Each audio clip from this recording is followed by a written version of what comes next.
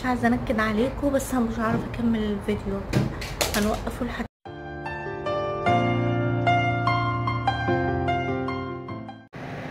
السلام عليكم ورحمه الله حبايبي، وحشتوني. يا رب جميعا تكونوا بخير وبصحه وعافيه، واهلا بيك يا سندريلا في اسرار سندريلا.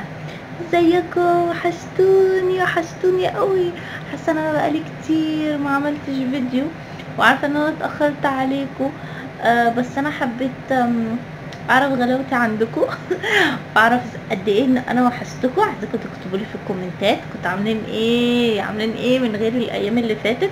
ويا رب الفيديوهات كلها اللي احنا بنقدمها تكون بتنال اعجابكم، تكون بتعجبكم جدا جدا. النهارده روتين تنظيف او روتين يومي. هنعمل ايه؟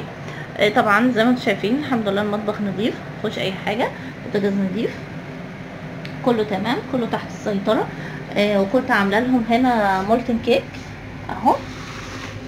هي بتيجي كده كيك بتبقى اكثر طراوه، يعني بيبقى مكتوب عليها كده بتاعه العلالي، بتبقى طريه قوي ورقيقه، فبتيجي تاكليها بتحسي ان هي بتتهرى. فبروح حطاها في الكب ده، وبضيف عليه صوص الشوكليت، وبياكلوه كده بالمعلقه، بتبقى طبعا طعمها حلو جدا والاولاد بيحبوا. هقول لكم بقى تصبحوا على خير، وان شاء الله هقابلكم ان شاء الله لو لنا عمر يا رب الصبح. صباح الفل، عاملين ايه يا حبايبي؟ يا رب جميعا تكوني بخير وبصحة وعافية يا سندريلا. الساعة دلوقتي 6:03. صباح الفل عليكم. أصبحنا وأصبح الملك لله، والحمد لله لا شريك له، له الملك وله الحمد، يحيي ويميت وهو على كل شيء قدير. صباحكم زي الفل يا حبايبي، ويا رب دايما بخير وبصحة. خلينا يلا بقى نصحي فيروز. الحمد لله احنا مظبطين كل حاجة على بالليل، فان شاء الله الدنيا تكون تمام ويبقى صباحك زي الفل، كله نشاط وحياة. فيروز حبيب ماما، يا أمورة الأمامير، يا شطورة مش عارفة ايه، يلا الأتوبيس بعد شوية. شطور. اعدل الفيونكة. الأسانسير اتأخر ولا ايه؟ بيحمل.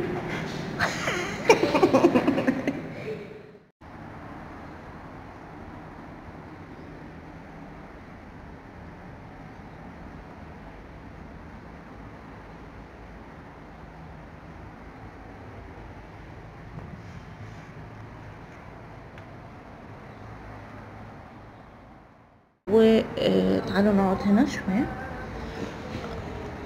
بالنسبة للغدا فانا ببقى مجهزة على بيات. يعني مثلا هعمل ان شاء الله النهاردة لحمة، ممكن اعمل طاجن بطاطس، يعني لسه مش عارفة اعمل جنبها ايه. فاللحمة حبايبي سواء لحمة او فراخ ما تطلعوش على طول على بره، لازم تحطيها في التلاجة شوية، بس ساعتين 3 4، وبعد كده او على بيات، وبعد كده الصبح خرجيها على الرخامة، ما تخرجيهاش مرة واحدة. دي اول نصيحة. تاني حاجة، عشان بنات كتير قالت احنا مش عارفين ننظم وقتنا، خصوصا دلوقتي فترة ضغط واختبارات وكده. ما تضغطيش على نفسك، يعني لو انت النهاردة عندك اختبارات وعندك مذاكرة وعندك تطليع شتوي، يعني انا امبارح قعدت طول اليوم اعمل في الشتوي واظبطه وارتبه، طلعت حاجتي انا بس. ليه ما ينفعش حاجة زوجي كنت انا عاملاها من فترة وبعدين حاجتي، واخر الاسبوع ممكن اعمل حاجة البنات، ما تعمليش كله في يوم واحد. طيب اليوم اللي انا طلع عيني فيه امبارح بتاع الشتوي ده، ودخلت على المطبخ قعدت غسلت الارضيه السيراميك كلها بتاعه المطبخ، كانت طبعا من الدهون وكده. اليوم ده اكيد طبيعي مش هطبخ، يعني طبيعي هيبقى عندك اكل، فلازم ترتبي اولوياتك، تعرفي ايه اللي انت هتعمليه النهارده. مش هينفع ان انت تعمليه بكره. انا مثلا امبارح خلاص كان عندي الاكل وكده، وظبطت الشتوي، دولابي نضيف، المطبخ الحمد لله بقول لكم غسلته ومسحته، حتى السيراميك اللي على الارض غسلته بالليفه، يعني السيراميكا لحد ما نضف. خلاص يبقى انا كده مطبخ نضيف. النهارده بقى ممكن نعمل ايه؟ نعمل بقى الحمامات مثلا، يعني ممكن نظبط الحمام. طبعا اوريدي انا بعمله كل يوم، يعني كل يوم ده انا بنضفه. بس هنزود فيه تنظيف شوية. عندك مذاكرة، اقعدي بقى ذاكري، رتبي يومك، رتبي اولوياتك. هاتي النوت بوك بتاعتك، نوت بوك صغيرة. احنا بنبقى مبسوطين قوي لما بنرجع للكتابة وايام المدرسة والكلام ده، هيفرق معاكي جدا. امسكي ورقة وقلم واكتبي اولوياتك النهاردة هتعملي.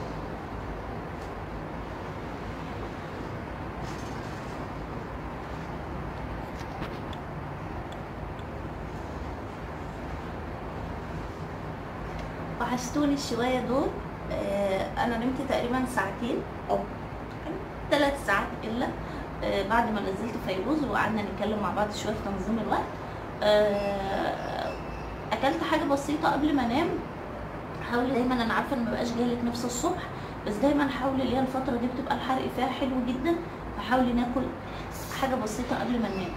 لما صحيت من النوم بعمل لي طبعا فنجان شاي. عايزه شاي بحليب، بس انا ما بنصحش بشاي بحليب، ممكن حليب خالي الدسم بس يبقى حبه صغيرين يعني، ومعاه سكر دايت. ازازه الميه على طول معاكي، ازازه الميه مش تفرقك. احنا خلاص الشتاء راح، الصيف بدا يجي كده وتحسي بالنشاط. انا بحب الشتاء جدا، بحب لبس الشتاء جدا، بس بحب كمان ان انا احس ان انا نشيطه، واحس ان الدنيا منوره، واحس ان الدنيا مش كئيبه كده والجو برد وبتاع. فخلي دايما الميه معاكي. لو حتى مش هتقدري، يعني مش متاح عندك اللي هي الازايز دي، ممكن اي ازازه شكلها حلو واعملي عليها شغل يدوي حلو يفتح نفسك ان انت تشربي على طول. يعني اعملي فيها شكل انت بتحبيه، اكتبي عليها اسمك، ورق الفوم، قلوب، كلام من ده. هيفتح نفسك ان انت تشربي على طول. الميه مهمه جدا. معرفش، ممكن يكون عندي احساس الحمد لله ان قربت الاجازه تيجي، فحاسه ان انا عايزه دايما ابقى نشيطه، عايزه احافظ على جسمي اكتر. هو يعني اللي هو نحافظ على ما اهدره الشتاء الفتره اللي فاتت وقعده البيت، فنحاول دايما ان احنا نبقى اكتف اكتر يعني. ببدا بقى الفتره دي ارد على الكومنتات. الحمد لله انا بحاول بقدر الامكان ما اسيبش كومنت ما ردتش عليه.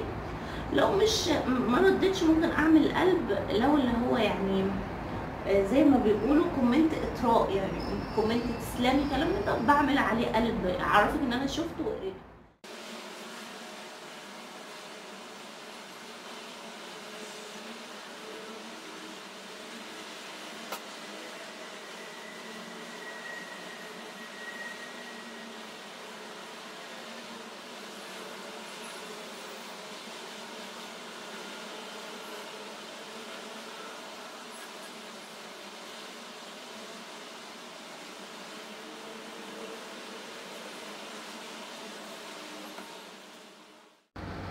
شربنا الشاي بصوا انا بتكلم ومش فين البتاع راحت فين. فطرنا وشربنا الشاي، وطبعا انا فطرت الصبح بدري مش فطرت دلوقتي يعني، وردينا على الكومنتات.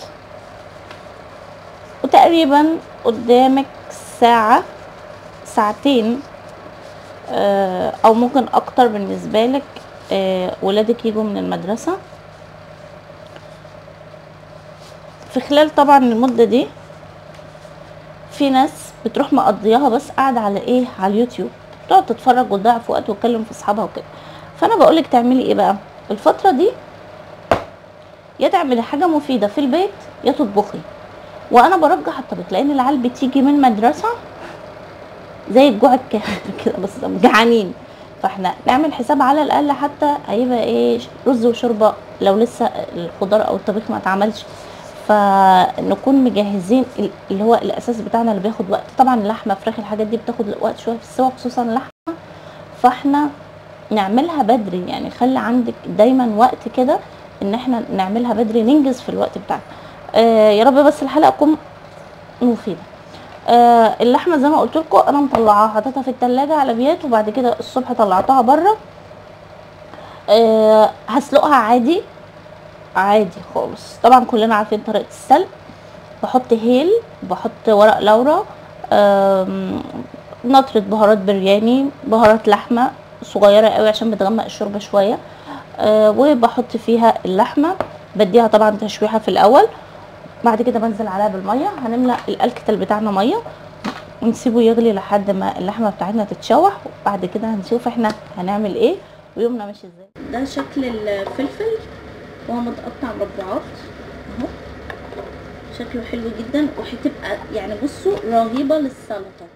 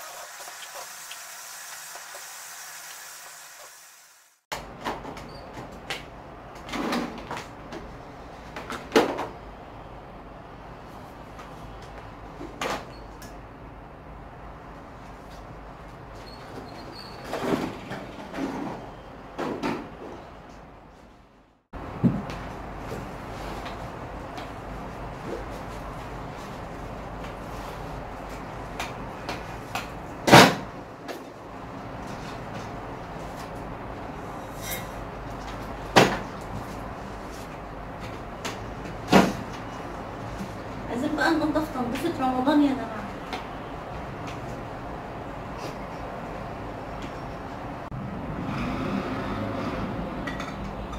زي ما انتوا شفتوا كده بنات، كده احنا كنسنا، مسحنا الترابيزات والطاولات الجانبية، ويعني الدنيا نظيفة. بس عايزة اوريكم الجزء ده انا بعطر بيه البيت. هو زي قارورة كده اهو،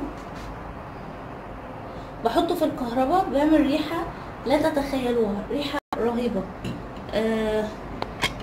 كنت جايباه من بس اند بودي وركس. هو طبعا الجزء ده بيبقى مكتوب عليه الريحة اللي انت بتحبيها، وفي هناك اصلا تيست ممكن تشم منه، يعني في جزء كده ممكن تشم منه الريحة رهيب. انا دلوقتي هحطه في الكهرباء عشان يخلي ريحة الشقة بعد اللي احنا عملناه ده كله تبقى نظيفة. مش عارفة شايفين الساعة ولا لا؟ انا بصوا هبطانة جدا.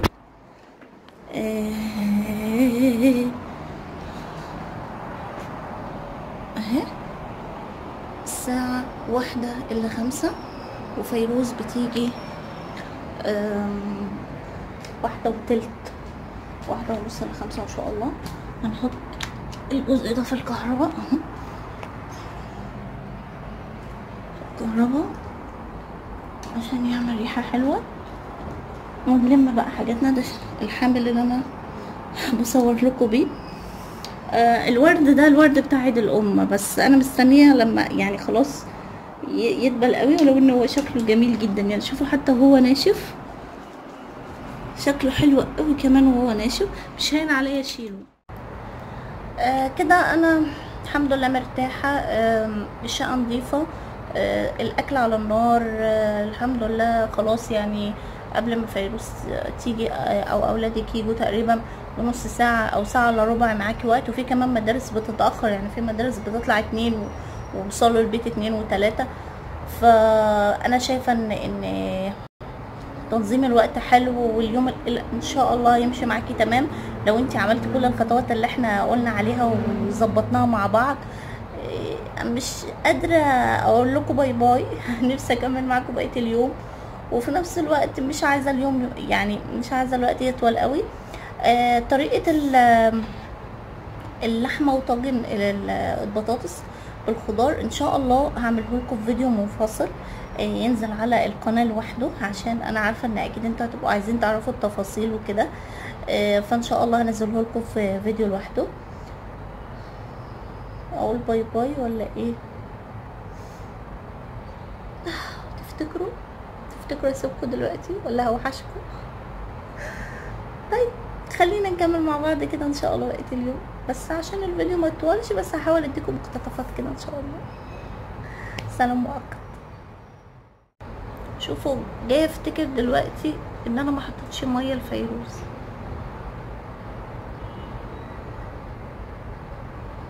هي خلاص اصلا قربت تيجي، يعني مش عارفه ازاي نسيت. بصوا بقى انا يعني ضعيفه جدا جدا ناحيه بناتي، يعني قفلت معرفش فجأة كده افتكرت. شوفوا بعد ما خلصت وقاعدة يدوب شوية اصلا هي هتيجي، مش عارفة عملت ايه. الجو بدأ برضو يبقى حر يعني.